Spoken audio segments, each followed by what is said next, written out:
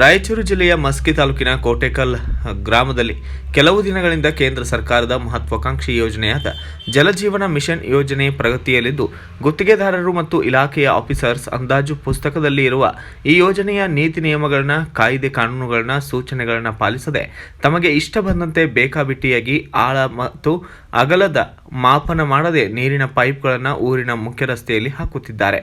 ಈ ಪೈಪ್ಗಳು ಅಲ್ಲಲ್ಲಿ ಒಡೆದು ಹಾಳಾಗಿ ಹೋಗಿವೆ. ಮನೆ ಮನೆಗೆ ಸಂಪರ್ಕ ಕಲ್ಪಿಸುವ ನಲ್ಲಿಗಳ ಪೈಪ್ಗಳು ಉತ್ತಮ ಗುಣಮಟ್ಟವಿಲ್ಲದ, ಶಾಶ್ವತವಾಗಿ ಬಾಳಿಕೆಗೆ ಬಾರದ ಪೈಪ್ಗಳನ್ನು ಹಾಕುತ್ತಿರುವುದು ಕಂಡುಬಂದಿರುತ್ತದೆ. ಈ ಕಾಮಗಾರಿಯನ್ನು ಆರಂಭಿಸುವ ಪೂರ್ವದಲ್ಲಿ ಕಾಮಗಾರಿಯ ನಾಮಫಲಕ, ಯೋಜನೆಯ ಗುರಿ, ಉದ್ದೇಶ, ಇಲಾಖೆ ಮತ್ತು ಅಧಿಕಾರಿಗಳು ಗುತ್ತಿಗೆದಾರರ ವಿಳಾಸ ಮತ್ತು ಸಂಪರ್ಕ ಸಂಖ್ಯೆ ಹಾಕದೆ ತಮಗೆ ಮನಬಂದ ಹಾಗೆ ಕಾಮಗಾರಿ ಆರಂಭಿಸುತ್ತಾರೆ.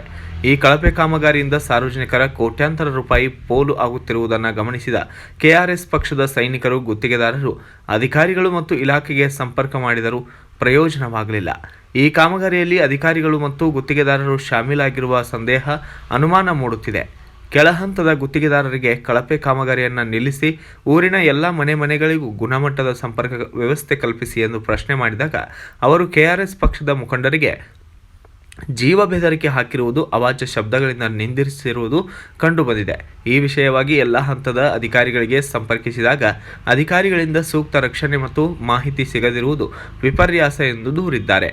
ಎಲ್ಲ ಸದರಿ ದೂರಿನ ವಿಷಯಕ್ಕೆ ಸಂಬಂಧಿಸಿದಂತೆ ಕಳಪೆ ಕಾಮಗಾರಿಯನ್ನು ನಿಲ್ಲಿಸಿ ಹೊಸದಾಗಿ ಗುಣಮಟ್ಟದ ಕಾಮಗಾರಿಯನ್ನು ಪುನರ್ ನಿರ್ಮಿಸುವುದು, ಈ ಕಾಮಗಾರಿಯಲ್ಲಿ ಲೋಪದೋಷ ಬೆಸಗಿದ ಆಫೀಸರ್ಸ್ ಮತ್ತು ಗುತ್ತಿಗೆದಾರರ ಮೇಲೆ ಸೂಕ್ತ ಕಾನೂನು ಕ್ರಮ ವಹಿಸಿ ಗುತ್ತಿಗೆದಾರರ ಲೈಸೆನ್ಸ್ ರದ್ದುಪಡಿಸಿ ಅಧಿಕಾರಿಗಳ ಮೇಲೆ ಮೊಕದ್ದಮೆ ದಾಖಲಿಸಿ ಈ ಕಾಮಗಾರಿಗೆ ಸಂಪೂರ್ಣ ನ್ಯಾಯ ಒದಗಿಸಿಕೊಡಬೇಕೆಂದು ಕೆಆರ್ಎಸ್ ಪಕ್ಷದ ವತಿಯಿಂದ ಸಹಾಯಕ ಕಾರ್ಯನಿರ್ವಾಹಕ ಅಧಿಕಾರಿಗಳು, ಗ್ರಾಮೀಣ ಕುಡಿಯುವ ನೀರು ಮತ್ತು ನೈರ್ಮಲ್ಯ ಇಲಾಖೆ ಉಪವಿಭಾಗ ಮಾನ್ಯ ತಹಸೀಲ್ದಾರರು ಮಾನ್ವಿ ಇವರಿಗೆ ಕೆಆರ್ಎಸ್ ಪಕ್ಷದ ವತಿಯಿಂದ ದೂರನ್ನು ನೀಡಿದ್ದಾರೆ.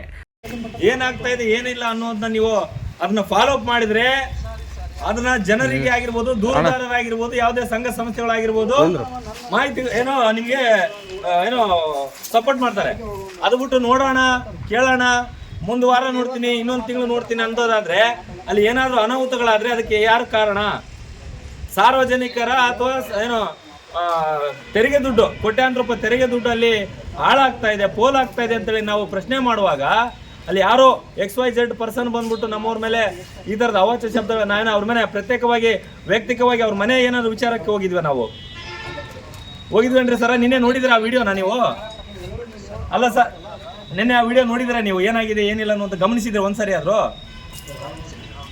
ಗಮನಿಸಿದಾದ್ಮೇಲೆ ಈಗ ಏನು ತಗೊಳ್ತಾ ಇದ್ರಿ ಆ್ಯಕ್ಷನ್ನು? ಅಥವಾ ದೂರು ಕೊಟ್ಟ ಮೇಲೆ ಆ್ಯಕ್ಷನ್ ತೊಗೊಳ್ತೀರಾ, ಅಥವಾ ನೀವಾಗಿನೇ ಖುದ್ದಾಗಿನೇ ಈ ಥರ ಪ್ರಕರಣ ನಡೆದಿಂದಾಗ ಭೇಟಿ ಕೊಟ್ಟು ಅದು ಏನು ಸರಿಪಡಿಸುವಂಥ ಕೆಲಸವನ್ನು ಮಾಡ್ಬೇಕು ಅನ್ಕೊಂಡಿದ್ದೀರಾ? ದೂರು ಬರೋತನ ನಿಮ್ಗೆ ಯಾವುದೋ ಅಳ್ಳಾಡಲ್ಲ ಅನ್ಸುತ್ತಲ್ವಾ? ಅದೇ ಮತ್ತೆ ದೂರು ಕೊಟ್ಟಾದ್ಮೇಲೆ ನೋಡೋಣ, ಮಾಡೋಣ. ಆಮೇಲೆ ನಿಮ್ಮ ಕೆಳ ಹಂತದ ಅಧಿಕಾರಿಗಳು ಸಾರ್ವಜನಿಕರ ಸೇವಕರ ಅಥವಾ ಅವರು ಮನೆಗೋಸ್ಕರ, ತಮ್ಮ ಹೆಂಡತಿ ಮಕ್ಕಳಿಗೋಸ್ಕರ ಇದ್ದಾರಾ ಸರ್? ಯಾಕೆ ಹೇಳ್ತಾ ಇದೀನಿ ಅಂತಂದ್ರೆ 2-3 ದಿನಗಳಿಂದ, ಒಂದು ವಾರದಿಂದ ಆ ಸಂಬಂಧಪಟ್ಟ ವಿಚಾರವಾಗಿ ಮಾತಾಡೋಣ ಅಂತಂದ್ರೆ ಸಂಪರ್ಕ ಮಾಡಿದ್ರೆ ಕಾಲೆತ್ತುವಂತ ಪರಿಸ್ಥಿತಿಲೇ ಇಲ್ಲ ನಿಮ್ಮ ಅಧಿಕಾರಿಗಳು. ಅದನ್ನೇ ಕೇಳ್ತಾ ಇದೀನಿ. ಅವ್ರೇನು ಸಾರ್ವಜನಿಕ ಅಧಿಕಾರಿಗಳ ಅಥವಾ ತಮ್ಮ ವೈಯಕ್ತಿಕವಾಗಿ ಕೆಲಸ ಮಾಡಕ್ ಇದಾರ? ಅವ್ರಿಗೇನು ಸಂಬಳ ಸರ್ಕಾರದಿಂದ ಬರ್ತೈತೆ ಅಥವಾ ವೈಯಕ್ತಿಕವಾಗಿ ನಿಮ್ಮ ಪಾಕೆಟ್ ಮನಿಯಿಂದ ಏನಾದ್ರು ಕೊಡ್ತಾ ಇದ್ರಿ ಅಂತ? ನೀವು ಮೊದಲ ಹಂತದಲ್ಲಿ ನಿಮ್ಮ ಕೆಳ ಹಂತದ ಅಧಿಕಾರಿಗಳು ಯಾರ್ಯಾರಿದ್ದಾರೆ ಅವರಿಗೆ ಮೊದಲವಾಗಿ ಸಾರ್ವಜನಿಕರು ಯಾರೇ ಕರೆಗಳನ್ನು ಮಾಡಿದಾಗ ಅವರು ಕರೆಗಳನ್ನು ಸ್ವೀಕರಿಸಿ ಅವರಿಗೆ ತಕ್ಕದಾದಂಥ ಉತ್ತರ ಕೊಡೋದು, ಫಸ್ಟ್ ಆಫ್ ಆಲ್ ರೆಸ್ಪಾನ್ಸ್ ಮಾಡೋದಂತ ಕಲೆ ಕೇಳ್ರಿ ಅವರಿಗೆ. ಅದೇ ಮತ್ತೆ ಸರ್, ದಯವಿಟ್ಟು ಈ ಪ್ರಕರಣ ನಾವೇನೀಗ ದೂರು ಕೊಟ್ಟು ಹೋಗ್ತೀವಿ, ನೀವು ನಾಳೆ ಬರ್ತಿರೋ ನಾಡ್ದು ಬರ್ತಿರೋ, ನೇರವಾಗಿ ಪರಿಶೀಲಿಸಬೇಕು. ಪರಿಶೀಲಿಸಿದ ನಂತರ ಅಲ್ಲಿ ಏನಾಗಿದೆ, ಕಳಪೆ ಕಾಮಗಾರಿಯಾಗಿದೆ ಅಂತ ನಾವು ಆರೋಪ ಮಾಡ್ತಾ ಇದ್ವಿ. ಅದಕ್ಕೆ ಪೂರಕವಾದಂಥ ದಾಖಲಾತಿಗಳನ್ನು ಕೊಟ್ಟೋಗಿದ್ದೀವಿ. ನೀವು ನೇರವಾಗಿ ಇಲ್ಲಿ ಸ್ಪಾಟ್ ಮಾಡಬೇಕು. ವಿಸಿಟ್ ಮಾಡಿದಾಗ ನಮ್ಮವ್ರಿಗೆ ತಿಳಿಸ್ಬೇಕು. ಅಲ್ಲಿ ಬಂದಾಗ ನಾವು ಏನೆಲ್ಲ ಉತ್ತರ ಕೊಡ್ತೀವಿ ಅಥವಾ ಆರೋಪಕ್ಕೆ ನಾವು ಸಾಕ್ಷಿಗಳು ಕೊಡ್ತೀವಿ ಅನ್ನೋದನ್ನ ನೀವು ಪರಿಗಣಿಸಬೇಕು. ನಮ್ಮ ಬೇಡಿಕೆ ಇರೋದೇನೆಂದ್ರೆ ಆ ಕಳಪೆ ಕಾಮಗಾರಿಯನ್ನು ನಿಲ್ಲಿಸಿ ಹೊಸ ಮತ್ತು ಗುಣಮಟ್ಟದ ಕಾಮಗಾರಿಯನ್ನ ನಿರ್ಮಾಣ ಮಾಡಲಿಕ್ಕೆ ನಾವು ಒತ್ತಾಯ ಮಾಡ್ತಾ ಇದೀವಿ. ಇಲ್ಲ ಅಂತ ಹೇಳಿದ್ರೆ ನಿಮ್ಮ ಹಂತದ ಅಧಿಕಾರಿಗಳಾಗ್ಲಿ ಅಥವಾ ನೀವಾಗ್ಲಿ, ನಿಮ್ಮ ಇಲಾಖೆ ಯಾವುದೇ ಅಧಿಕಾರಿಗಳು ನಮಗೆ ಸರಿಯಾಗಿ ಸ್ಪಂದಿಸದೇ ಇದ್ದ ಪಕ್ಷದಲ್ಲಿ ಮುಂದಿನ ಕೆಲವು ಘಟನೆಗಳಿಗೆ, ಹೋರಾಟಗಳಿಗೆ ನೀವೇ ಸಾಕ್ಷಿ ಆಗ್ತೀರಂತ ಈ ಮೂಲಕ ನಾನು ಸ್ಪಷ್ಟಪಡಿಸ್ತಾ ಇದ್ದೀನಿ ಸರ್. ಈಗ ನಾನು KRS ಪಕ್ಷದ ಒಬ್ಬ ಮುಖಂಡನಾಗಿ ಮಾತಾಡಿದೆ. ಇಲ್ಲಿ ಕೇಳಿ ಸರ್, ಅಲ್ಲಲ್ಲ ಇರ್ಲಿ. ನಾನು ಒಬ್ಬ KRS ಪಕ್ಷದ ಮುಖಂಡನಾಗಿ ಮಾತಾಡಿದೆ. ಈಗ ಅದೇ ಸ್ಥಳೀಯ ಕೊಟ್ಟೆಗಾರ ಆಗಿರ್ತಕ್ಕಂಥ ಬಸವರಾಜ್ ಅಂತ ಹೇಳಿ ಮಾತಾಡ್ತಾರೆ. ಅವ್ರ ಬಾಯಿಂದನೇ ಒಂದೆರಡು ನಿಮಿಷ ಮಾಹಿತಿಯನ್ನ ಕೇಳ್ಕೊಳ್ಳಿ ಸರ್. ಹಲೋ ಸರ್, ನಮಸ್ಕಾರ ಸರ್. JJ ಅಂತ ವರ್ಕ್ ನಡೆದಿದೆ ಸರ್. ಅಲ್ಲಿ ಕಾಂಟ್ಯಾಕ್ಟ್ ಕೊಟ್ಟಿದ್ರು ಸರ್, ಯಾವುದೇ ರೆಸ್ಪಾನ್ಸ್ ಮತ್ತು ಪೂರ ಅತಿ ಒಂದು ಫೀಟ್ ಕೂಡ ಆಳ ತೆಗೆದಿಲ್ಲ ಸರ್ ಅವರು ಮಾಡಿರೋದು. ಹೌದು ಸರ್.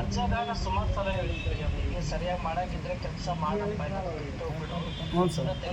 ಹೋಗ್ಬೇಡ ಅಂತ ಸುಮಾರು ನನ್ನ ಜೊತೆ ಜಗಳ ಆಡಿದೆ. ನಮ್ಮ ಅಜ್ಜ ಬಂದು ನನಗೆ ಬೈಲ್ ಬಿಟ್ಟು ಹೋಗಿದ್ದ. ನಾನು ಅಲ್ಲ ಮತ್ತೆ ಸರ್, ಅಧಿಕಾರಿಗಳಿಗೇನೆ ಒಬ್ಬ ಒಳ್ಳೆ ಗೌರವಾನ್ವಿತ ಅಧಿಕಾರಿಗೇನೆ ಬೆಲೆ ಕೊಟ್ಟಿಲ್ಲ ಅಂತಂದ್ರೆ, ಗೌರವಾನ್ವಿತ ಅಧಿಕಾರಿಗಳನ್ನೇ ಬೆಲೆ ಇಲ್ಲ ಅವ್ರ ಕಡೆ, ನಿಮಗೇನೆ ಏನು ಹೇಳಿದ್ರಲ್ಲ ಈಗ ಆತರ ಮಾತಾಡ್ತಾನಂತಂದ್ರೆ ನೀವು ಯಾವ ರೀತಿಯಾಗಿ ಅವ್ರನ್ನ ಸಹಿಸ್ಕೊಂಡಿದ್ದೀರಿ? ನಿಮ್ಮ ಸಹಿಸ್ಕೊಂಡಿಲ್ಲ. ನನ್ನ ಆಕ್ಷನ್ ತಗೊಳ್ಳೋಣ ಹಾ ಇಶ್ಯೂ ಮಾಡಿ ಇಶ್ಯೂ ಮಾಡಿದ್ವಿ. ಅವ್ರ ಲೈಸೆನ್ಸ್ ಕ್ಯಾನ್ಸಲ್ ಮಾಡಿ ಸರ್, ಸರಿ ಆಗ್ತಾರೆ. ಲೈಸೆನ್ಸ್ ಕ್ಯಾನ್ಸಲ್ ಮಾಡಿ. ನಿಮ್ಮ ಹತ್ರ ಇದು ಇರ್ತಲ್ಲ ಅಧಿಕಾರಿ, ಯಾರು DC ಮಾಡ್ಬೇಕಾ, ಯಾರು ಮಾಡ್ಬೇಕು ಅದನ್ನ?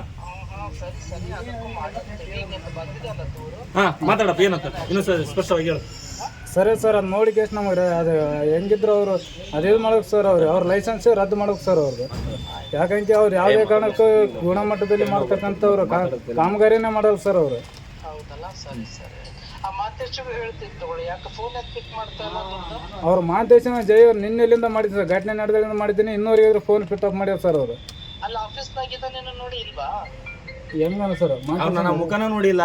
ಅಲ್ಲಿ ಕಾಮಗಾರಿ ನಡೆಯುವಂತ ಸ್ಥಳಕ್ಕೆ ಒಂದು ದಿನ ಬಂದವರು ಇಲ್ಲ. ಪುಣ್ಯಾತ್ಮರು ಎಲ್ಲೆಲ್ಲಿ ಇರ್ತಾರೋ ಎಲ್ಲಿಲ್ಲ. ಏನೇ ಕೇಳಿದ್ರು ಸ್ಪಾಟ್ ವಿಸಿಟ್, ಏನೇ ಕೇಳಿದ್ರು ಅಲ್ಲಿದ್ದೀನಿ ಇಲ್ಲಿದ್ದೀನಿ. ಈ ತರದ ಮುಂದಿನ ಹಂತಗಳಲ್ಲಿ ಉಡಾಫೆ ಉತ್ತರಗಳನ್ನು ಕೊಡೋದನ್ನ ನಿಲ್ಲಿಸಿ, ಅದು ಯಾವುದೇ ಅಧಿಕಾರಿಗಳಾಗ್ಲಿ ನಿಲ್ಲಿಸಿ, ಸಾರ್ವಜನಿಕರ ದೂರಿಗೆ ಸರಿಯಾದ ರೀತಿಯಲ್ಲಿ ಸ್ಪಂದಿಸಿದ್ರೆ ಅವರು ಮುಂದಿನ ಹಂತದಲ್ಲಿ ಕಾರ್ಯಗಳನ್ನು ಮಾಡಲಿಕ್ಕೆ ಸಿದ್ಧ.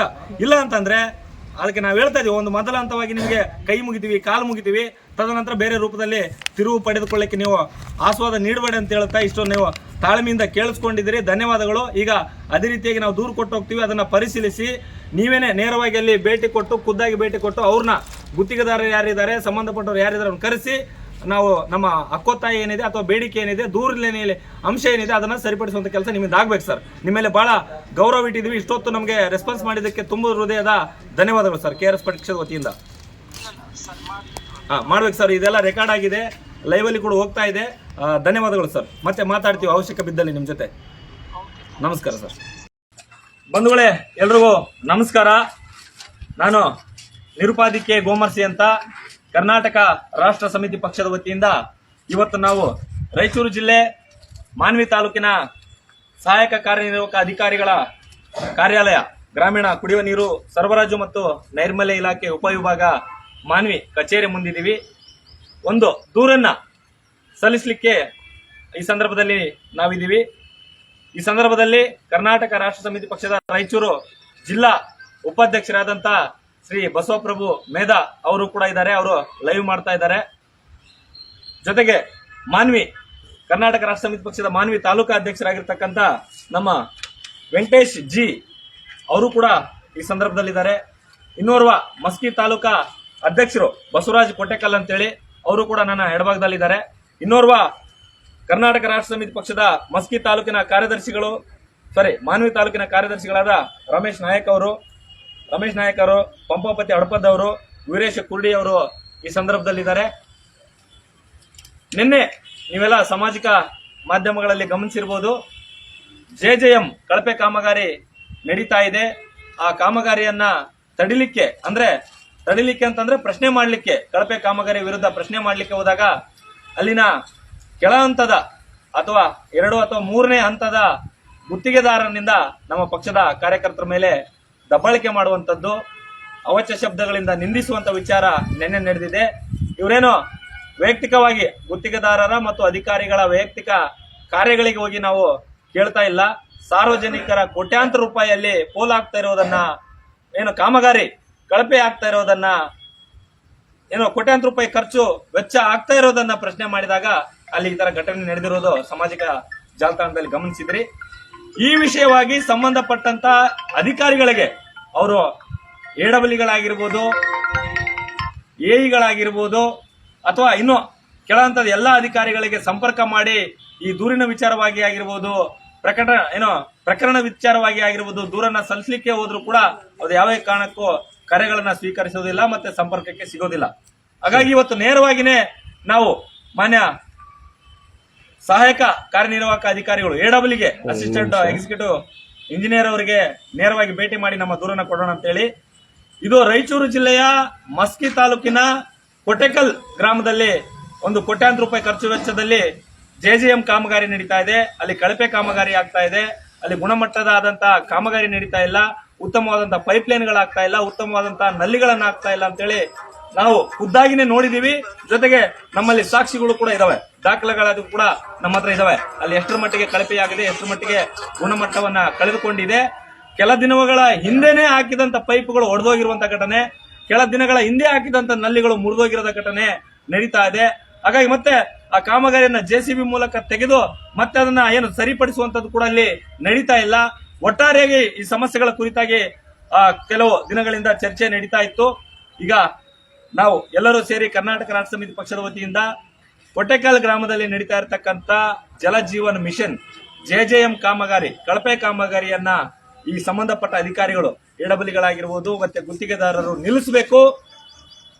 ಕಳಪೆ ಕಾಮಗಾರಿ ನಡೆದಿರುವಂತ ಕಾಮಗಾರಿಯನ್ನ ಮತ್ತೆ ಪುನರ್ ಪರಿಶೀಲಿಸಿ ಮತ್ತೆ ನೂತನವಾದಂತ ಮತ್ತೆ ಹೊಸದಾದಂತ ಕಾಮಗಾರಿಯನ್ನ ಆರಂಭಿಸಬೇಕು ಅನ್ನುವಂತ ಬೇಡಿಕೆಯನ್ನ ದೂರನ್ನ ಸಲ್ಲಿಸುವ ಮುಖಾಂತರ, ಜೊತೆಗೆ ಈ ಕಳಪೆ ಕಾಮಗಾರಿಯನ್ನ ಮಾಡಲಿಕ್ಕೆ ಸಹಕಾರ ಮಾಡಿರ್ತಕ್ಕಂತ ನಮಗೆ ಅನುಮಾನ ಇದೆ. ಅಲ್ಲಿನ ಯಾವುದೇ ಅಧಿಕಾರಿಗಳಾಗಿರ್ಬೋದು, ಅವರು ಎಡಬ್ಲ್ಯೂಗಳಾಗಿರ್ಬೋದು, ನಾವು ನೇರವಾಗಿ ಆರೋಪ ಮಾಡ್ತಾ ಇದೀವಿ. ಎಡಬ್ಲ್ಯೂಗಳಾಗಿರ್ಬೋದು, ಎಗಳಾಗಿರ್ಬೋದು, ಯಾರೇ ಅಧಿಕಾರಿಗಳಾಗಿರ್ಬೋದು ಮತ್ತೆ ಗುತ್ತಿಗೆದಾರರ ನಡುವೆ ಒಂದು ಶಾಮೀಲಾಗಿದ್ದಾರೆ, ಹೊಂದಾಣಿಕೆ ರೂಪದಲ್ಲಿ ಇಲ್ಲಿ ಕಾಮಗಾರಿಯನ್ನ ನಡೆಸ್ತಿದ್ದಾರೆ ಏನೋ ಅನ್ನುವಂತ ಒಂದು ಅನುಮಾನ ನಮ್ಮಲ್ಲಿ ಮೂಡ್ತಾ ಇದೆ. ಆ ಅನುಮಾನ ಇದ್ದಕ್ಕಾಗಿನೇ ಇವ್ರು ಯಾರು ಕೂಡ ಸರಿಯಾಗಿ ನಮಗೆ ಸ್ಪಂದಿಸ್ತಾ ಇಲ್ಲ. ಅವರು ಪ್ರಾಮಾಣಿಕರಾಗಿದ್ರೆ, ನಿಷ್ಠರಾಗಿದ್ರೆ, ಒಳ್ಳೆಯ ದಕ್ಷ ಆಡಳಿತಗಾರಾಗಿದ್ರೆ ನಮಗೆ ನೇರವಾಗಿನೇ ನಮ್ಮ ಕರೆಗಳಿಗೆ ಸ್ವೀಕರಿಸ್ತಾ ಇದ್ರು, ನಮಗೆ ಉತ್ತರ ಕೊಡ್ತಾ ಇದ್ರು. ಅಲ್ಲಿ ಸಮಸ್ಯೆ ಆಗ್ತಾ ಇದೆ ಅಂದಾಗ ಕ್ಷಣದಲ್ಲಿನೇ ಅಲ್ಲಿ ಭೇಟಿ ಕೊಟ್ಟು ಆ ಕಾಮಗಾರಿಯನ್ನ ಪರಿಶೀಲನೆ ಮಾಡ್ತಾ ಇದ್ರು. ಹಾಗಾಗಿ ನಾವು ಆರೋಪ ಮಾಡ್ತಾ ಇದೀವಿ ಏನಂದ್ರೆ ಅಲ್ಲಿ ಅಧಿಕಾರಿಗಳು ಮತ್ತು ಗುತ್ತಿಗೆದಾರರಿಗೆ ಹೊಂದಾಣಿಕೆ ಇದೆ, ಶಾಮೀಲಾಗಿದ್ದಾರೆ ಅನ್ನುವಂತ ಆರೋಪವನ್ನ ಈ ಸಂದರ್ಭದಲ್ಲಿ ಮಾಡ್ತಾ ಇದೀವಿ. ಇನ್ನೊಂದು ಮುಖ್ಯವಾದಂತ ವಿಷಯ ಏನಂತ ಹೇಳಿದ್ರೆ, ರಾಯಚೂರು ಜಿಲ್ಲೆ ಮಸ್ಕಿ ತಾಲೂಕಿಗೆ ಒಳಪಡುವಂತ ಕೊಟೆಕಲ್ ಗ್ರಾಮ ಇದು ಮಸ್ಕಿ ತಾಲೂಕಿಗೆ ವ್ಯಾಪ್ತಿಗೆ ಬರುತ್ತೆ. ಆದ್ರೆ ಇಲಾಖೆ ಅಂತ ಬಂದಾಗ ಮಾನವಿ ತಾಲೂಕಿಗೆ ಒಳಪಡುತ್ತೆ. ಇಲ್ಲಿ ಎಷ್ಟೆಲ್ಲ ಅನಾನುಕೂಲ ಸೃಷ್ಟಿ ಆಗ್ತಾ ಇದೆ. ಅಲ್ಲಿ ಏನಾದ್ರೂ ಇದು ಯಾವ್ದಿದು ಗ್ರಾಮೀಣ ಕುಡಿಯುವ ನೀರು ಮತ್ತು ಸರಬರಾಜು ನೈರ್ಮಲ್ಯ ಇಲಾಖೆಗೆ ಸಂಬಂಧಪಟ್ಟಂತ ಯಾವುದೇ ದೂರುಗಳಿದ್ರೆ ಕೊಡ್ಲಿಕ್ಕೆ ಸಂಬಂಧಪಟ್ಟ ಅಧಿಕಾರಿಗಳನ್ನ ಭೇಟಿ ಮಾಡ್ಲಿಕ್ಕೆ ಸುಮಾರು 70-80 ಕಿಲೋಮೀಟರ್ ದೂರದಿಂದ ನಾವು ಮಾನಿಗೆ ಬರಬೇಕಾಗುತ್ತೆ. ಮಸ್ಕಿ ತಾಲೂಕಾ ಕಚೇರಿ ಅಥವಾ ಮಸ್ಕಿ ತಾಲೂಕು ಅಂತೇಳಿ ಘೋಷಣೆ ಮಾಡಿ ಸುಮಾರು 50 ವರ್ಷಗಳು ಕಳೆದ್ರು ಕೂಡ ಅಲ್ಲಿ ಯಾವುದೇ ರೀತಿಯಾದಂತ ಉತ್ತಮವಾದಂತ ಮತ್ತೆ ಸಂಬಂಧಪಡುವಂತ ಯಾವುದೇ ಇಲಾಖೆಗಳು ಕಚೇರಿಗಳಲ್ಲಿ ಕಾರ್ಯನಿರ್ವಹಿಸ್ತಾ ಇಲ್ಲ. ಅಲ್ಲಿನ ಸಂಬಂಧಪಟ್ಟ ಸಾರ್ವಜನಿಕರು, ನಾಗರಿಕರು ಬಹಳಷ್ಟು ಅನಾನುಕೂಲದ ಸ್ಥಿತಿಯಲ್ಲಿ ಜೀವನವನ್ನು ಸಾಗಿಸ್ತಾ ಇದ್ದಾರೆ. ಯಾವ್ದಾದ್ರು ದೂರುಗಳು ಕೊಡ್ಬೇಕಂದ್ರೆ ನಾನು ಹೇಳಂಗೆ 70-80 ಕಿಲೋಮೀಟರ್ ದೂರದಿಂದ ಬರಬೇಕಾಗುತ್ತೆ. ಕೆಲವರೆಲ್ಲ ನಮ್ಗೆ ಯಾಕೆ ಬೇಕು ಬಿಡಪ್ಪ 70-90 ಕಿಲೋಮೀಟರ್ ದೂರ ಹೋಗಿ ನಾವು ಕೊಡೋದಾದ್ರೆ ಏನೈತೆ, ಅಧಿಕಾರಿಗಳು ನಮ್ಗೆ ಯಾವ ರೀತಿಯಾಗಿ ಸ್ಪಂದಿಸ್ತಾರಿಲ್ಲ ಅನ್ನೋದನ್ನ ಅಲ್ಲೇನೆ ನಾನು ಕುಸಿದು ಅಂದ್ರೆ ಉತ್ಸಾಹವನ್ನ ಕಳ್ಕೊಂಡು ಈ ಕಳಪೆ ಕಾಮಗಾರಿ ವಿಚಾರ ಬಂದಾಗ ಮಾತನಾಡಿರುವಂತದ್ದು, ದೂರ ಸಲ್ಲಿಸಿರುವಂತ ಹಲವಾರು ಪ್ರಕರಣಗಳು ನಡೀತಾ ಇದೆ. ಈ ವಿಡಿಯೋ ಮುಖಾಂತರ ಮಾನ್ಯ ಜಿಲ್ಲಾಧಿಕಾರಿಗಳು ರಾಯಚೂರು ಇವರಿಗೆ, ಮಾನ್ಯ ಕಂದಾಯ ಸಚಿವರು ಮಾನ್ಯ ಕೃಷ್ಣ ಬೈರೇಗೌಡರಿಗೆ ನಾವು ವಿನಂತಿ ಮಾಡೋದೇನಂದ್ರೆ, ದಯವಿಟ್ಟು ಎಲ್ಲಾ ಸಚಿವಾಲಯಗಳನ್ನ ಅಥವಾ ಇಲಾಖೆಗಳನ್ನ ಆ ತಾಲೂಕಾ ವ್ಯಾಪ್ತಿಗೆ ಕಾರ್ಯನಿರ್ವಹಿಸುವಂತೆ ಒಂದು ಆದೇಶ ಮಾಡಿ ಸೂಕ್ತ ಕ್ರಮ ಕೈಗೊಳ್ಳಿ ಅಂತ ಈ ಮೂಲಕ ಕೂಡ ನಾನು ಪ್ರಸ್ತಾಪಿಸ ಮಾಡುತ್ತಾ, ಈಗ ನಾನು ಜಾಸ್ತಿ ಮಾತಾಡಿದ ಅನ್ಸುತ್ತೆ, ಕ್ಷಮೆ ಇರ್ಲಿ. ಈಗ ಬಸವರಾಜ್ ಅವರು ಪ್ರತ್ಯಕ್ಷ ದರ್ಶಿಗಳು, ಈ ಕಾಮಗಾರಿಯನ್ನ ಪ್ರಶ್ನೆ ಮಾಡಿದಂತ ವ್ಯಕ್ತಿನೇ ನೇರವಾಗಿ ನಿಮ್ಗೆ ಒಂದೆರಡು ನಿಮಿಷದಲ್ಲಿ ಚರ್ಚೆ ಮಾಡಬೇಕು ಅಥವಾ ಮಾಹಿತಿ ಕೊಡ್ಬೇಕಂತ ವಿನಂತಿ ಮಾಡ್ತೀವಿ. ಎಲ್ಲರೂ ನಮಸ್ಕಾರ. KRS ಪಕ್ಷ ಮೈಸೂರು ತಾಲೂಕು ಅಧ್ಯಕ್ಷ. ಏನು ನಾವು ನಿನ್ನೆ KRS ಪಾರ್ಟಿಯಿಂದ JJM ಕಾಮಗಾರಿ ನಡೀತಾ ಇತ್ತು, ಆ ಗುತ್ತಿಗೆದಾರ ಬಂದ ಸಂದರ್ಭದಲ್ಲಿ ನಾವು ಈ ಒಂದು ಪೈಪ್ಲೈನ್ ಮಾಡ್ತಾ ಇದ್ರು ರೋಡಲ್ಲಿ ಮಾಡುವಾಗ ಏನು ಸರ್ ಈ ಥರ ಕಳಪೆ ಕಾಮಗಾರಿ ಮಾಡ್ತಾ ಇದ್ರು, ಒಂದು ಆಳದಲ್ಲಿ 3 ಫೀಟ್ ಇರಬೇಕಾಗಿತ್ತು, ಏನು 4 ಇಂಚ್ ಹಾಕಿದ್ದೀರಿ ಅಂತಂದು ನಾವು ಪ್ರಶ್ನೆ ಮಾಡಿದ್ವಿ. ಆ ಪ್ರಶ್ನೆ ಮಾಡಿದ ಸಂದರ್ಭದಲ್ಲಿ ಆ ಸಬ್ ಕಾಂಟ್ರಾಕ್ಟರ್ ಇರ್ತಕ್ಕಂಥವ್ರು ನಮ್ಮ ಮೇಲೆ ದಬ್ಬಾಳಿಕೆ ಮತ್ತು ಅವಾಚ್ಯ ಶಬ್ದಗಳನ್ನು ನಿಂದಿಸಿದ್ರು.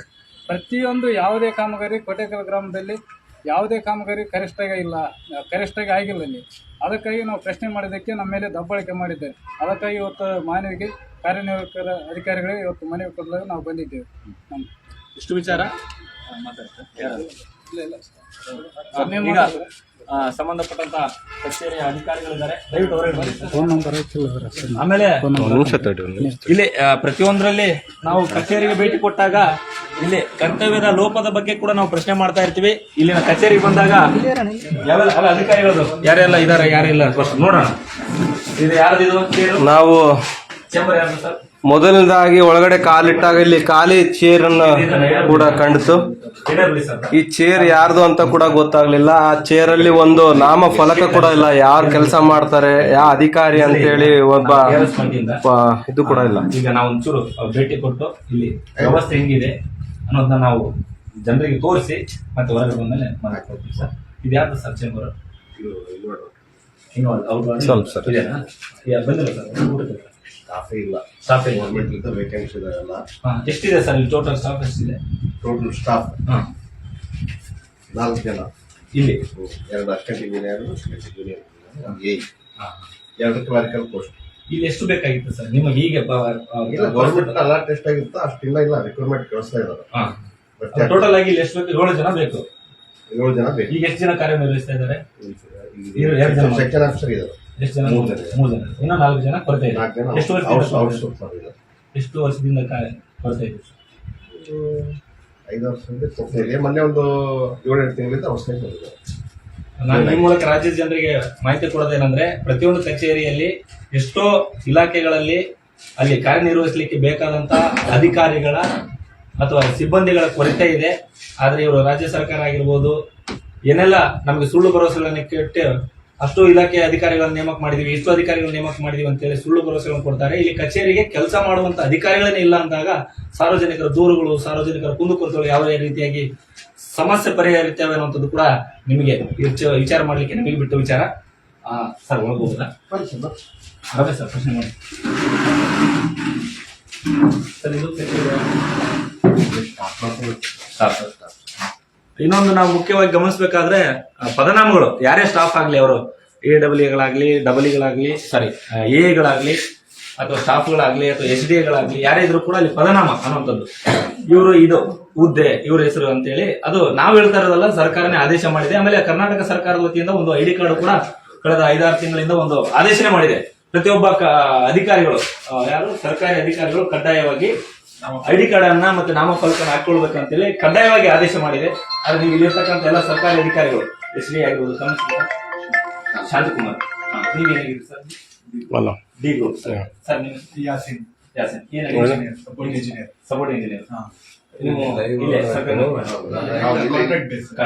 ನಿಮ್ಗೂ ಒಟ್ಟಿನಲ್ಲಿ ಕೆಲಸ ನಿಮ್ಮ ಹೆಸರು ಸರ್ ಏನಾಗಿದೆ? ಎ ಆಗಿದ್ರೆ ನೋಡಿ, ಎಲ್ಲ ಉನ್ನತ ಹುದ್ದೆಲಿದ್ದೀರಿ. ತಿಂಗಳಿಗೆ ಎಂತ ಇಲ್ಲ, ನನಗೆ ಅನಿಸ್ ಪ್ರಕಾರ 60,000 ರಿಂದ 1 ಲಕ್ಷವರೆಗೆ ಸಂಬಳ ಬರುವಂತದ್ದು ಇದೆ.